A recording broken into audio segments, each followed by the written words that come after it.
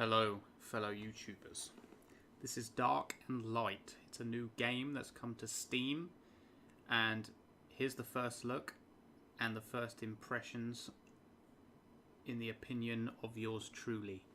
Now, having played this game for about 5 or 6 hours now, I am mildly impressed. Obviously, there's a lot of game-breaking bugs and glitches that are really annoying me, but in general, it doesn't seem to be too bad. So, here's a quick video of what you should know before buying this game. Point 1 would be the optimization. Now, this game doesn't run very well. Yeah, I don't care what system you have or how beastly your graphics card is. It's just not going to run very well. My GPU is currently being utilized at 80%. So there's room for improvement there. It sort of fluctuates between 99 and 80, so it's obviously not using its full capabilities. The game itself runs at about 40 FPS on a 980 Ti, which, you know, it's not too bad. I mean, the graphics themselves are very nice. Water effects, grass effects look similar to sort of Witcher 3. So it's all very nice and quite demanding on your GPU and CPU. Your goal, the main goal of the game, from what I can tell so far, is simply to level up, progress in crafting skills, building skills, that sort of thing, and just be the best that you can be. There doesn't seem to be any apparent goal as of yet. So the first thing you want to be doing when logging into the game is a fresh spawn. And holy shit, where did that wolf come from? I didn't even notice it, even though it's like a weird hyena looking thing. I might as well show you the combat real quick. So you have a variety of weapons to use. At the moment, all I've got is a sword. And the combat in this game is very laggy due to the server lag. I mean, there's not much we can do about it at this moment in time, but hopefully it will get better. And I have no idea where that guy just went. There he is. He's coming back. Okay, so here, this is what it looks like, okay? You fucking swing your sword around like an idiot. The camera sort of lags out a little bit. You don't really know what's going on. Numbers come up. Items get dropped, and all of a sudden, it will die. There you go. I done 70 damage somehow. I have no idea how. But I'll just keep right-clicking and spamming this overhead sweep attack, which seems to do the best damage.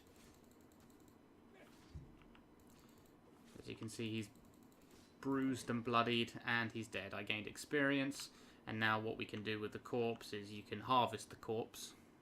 So you can just, like, hit it with your sword if you want, and eventually, and I mean eventually, after a little while, you'll get meat and bones and leather and all sorts from it. There you go. There's free raw meat there. Now, as you can see in the bottom right-hand side of your screen, I'm getting thirsty. So, unlike Rust or other games with survivability aspects, you can actually drink straight from the seawater and it will replenish your thirst. That's the word I was looking for. Okay, so you hold E, fill a water jar. I'm not sure what that means because he just puts his hands into the water and all of a sudden your thirst is replenished. No jar is involved. So that's combat done. That's survivability done. Let me eat a steak. And that's my hunger done. So obviously to get steaks, all you need to do, kill an enemy, harvest the meat from it, craft a fire by pressing I and going into your crafting menu. This on the right hand side, it's labelled schematics, is your crafting menu. Like Rust, if you've ever played that. It just comes up with all the items that you can craft.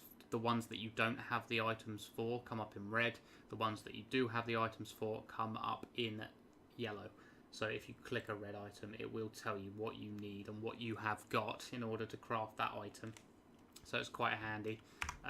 Another quick note is you probably wonder what these symbols are in the bottom right. The first one is your food, your hunger, which you can replenish by eating, quite obviously. The second one is your stamina. So when you're running or when you're attacking, it will slowly deplete. The third one is your thirst. The fourth one is your carry capacity. So it's the amount of items that you can carry. Obviously stones being very heavy, coming in at 32 whatever the hell weight that's measured in.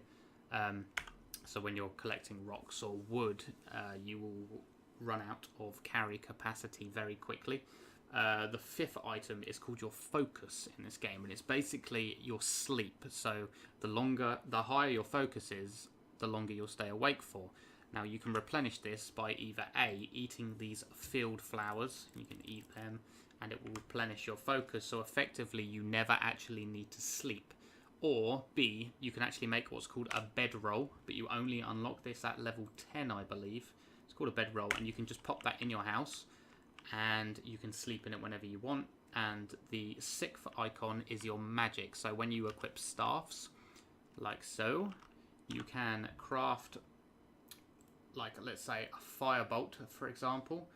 And if you were to craft that onto your staff and use it, let's call that your mana. Your mana will slowly go down.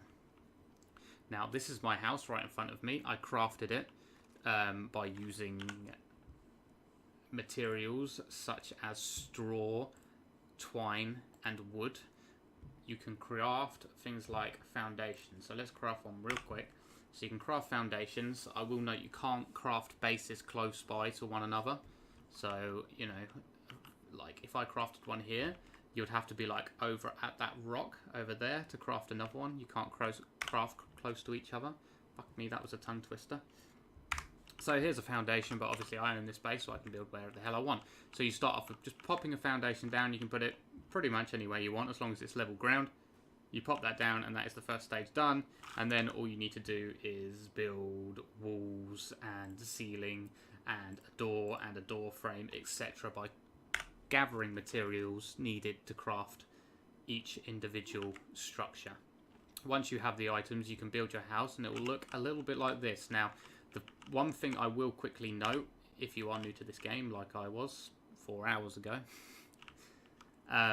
build your house on 2 stories, because if you only build it on 1 story like this, and the roof goes here, you will get raided by goblins. NPCs will come in the night and smash your walls down and kill you and steal all your stuff. But by putting your chest on the 2nd level, like so, it will keep your loot safe when you log off, as long as another player doesn't smash down your wall, which is totally possible. Raiding in this game is a thing. At the moment, as the game is new, not many people are raiding, which is good.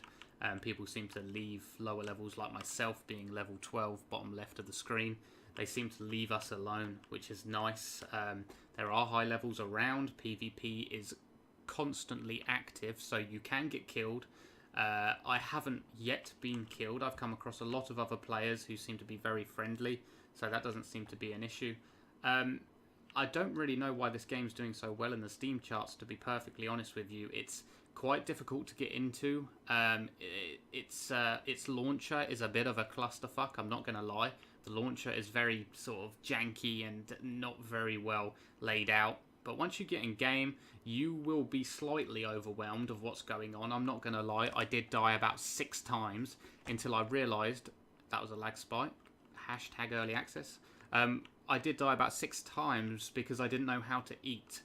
Well, I did know how to eat, but I didn't know where to harvest food because I had no idea what the hell I was doing. And the way you harvest food when you first join the game is by simply punching trees, believe it or not. You punch trees and then apples fall out, even though this isn't an apple tree, but never mind. There we go, 2 apples. Thank you very much. So you go into your inventory, you drag it down onto your hotbar, and then you press the corresponding number to eat.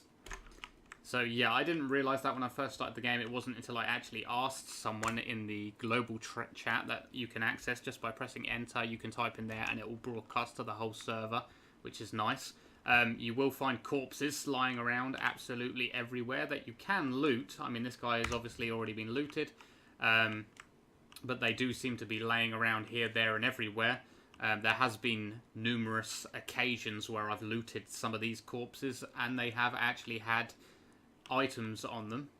So here's a level 4 character. Now I could attack her if I really wanted to, but I'm not an arsehole, so I'm going to leave her be.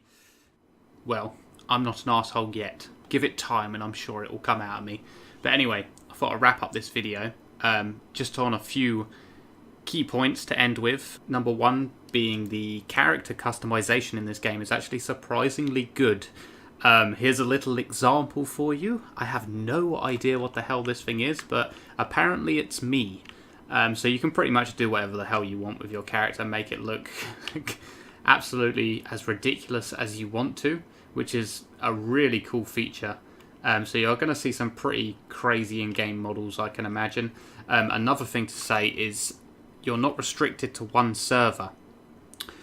There's many servers to choose from, but when you choose a server, the character that you create and the level and the experience you gain on that server is then bound to that server. So if I switch servers, like I've done just now, I will respawn as a level 1 character and I'll have to level up all over again for that specific server. If I log back onto my old server with my level 12 character, I think it was, I will still be level 12 and I can still continue my quest and my current experience with that character. So every character is unique to the server, which is a pretty cool feature. I quite like that. It's good. Another quick thing to note is if you die in this game, your corpse will stay on the battlefield for, I think it's 5 minutes. I might be wrong, but I think it's 5 minutes. So you can respawn and you can run back to your corpse and you can pick up your items and nothing's gained, nothing's lost. It's fine. On a side note, you can be killed by goblins and the goblins can actually take all of your items, or they can knock you unconscious and take your items and run off with them. Then if you kill the goblin, you will get your items back, so it's nothing lost again. So it's quite forgiving when it comes to death in this game. To be honest with you, I actually quite enjoy this game. I've got a few friends who think it's terrible and keep giving me grief for playing it because they're like, that game fucking sucks, which is seems to be the response of many Steam reviewers. All you've got to do is look for yourself. Yesterday it was sitting at 55% negative, around that sort of region. So I think what the trouble is a lot of players are coming to this game due to the popularity of it in the Steam charts, thinking that it's going to be something amazing. And let's be honest, it's not amazing, okay? It's not an amazing game, but it's a good game, don't get me wrong. It is a good game, and there's so much potential to this game. I mean, this is early access, for God's sake. I know it's a bit of a cliche with the whole early access thing on Steam, but it is early access, and I think we should give these guys a chance. Once these servers get sorted out and the lag stops, I think this could be a really good game. Great game for community, PvP, and player immersive environment as well. I'm going to be doing some additional videos focusing solely on specific traits, such as building a house or learning to craft or fighting enemies. There's a lot I've skipped and a lot I've bypassed in this video. There's a lot to say about this game, but hopefully I've covered the basics for you to decide whether you want to invest the money in buying this or not. Personally, I'd say, yeah, go for it. You know, just give it a good chance. Don't play for like 25 minutes, half an hour, and then think, I don't like it, I'm getting a refund. Just give it a good go. And if you like this sort of gameplay, I mean, let's be honest, you know if you like a game or not just by looking at a little bit of gameplay footage. All you've got to do is look at a game and think, is that for me? I'm sure you know without even playing it. You wouldn't be watching this video if you weren't intrigued or interested in the game. So if this does look appealing to you, then I urge you to buy it and play it. So anyway, let's wrap things up. That is it. That's all I'm going to show you for today. Hopefully I've made a decision for you, whether you're going to buy the game or not. Anyway, peace out. Have a good day, evening, night, whatever the hell you're doing. This is TB Bants. I'm out.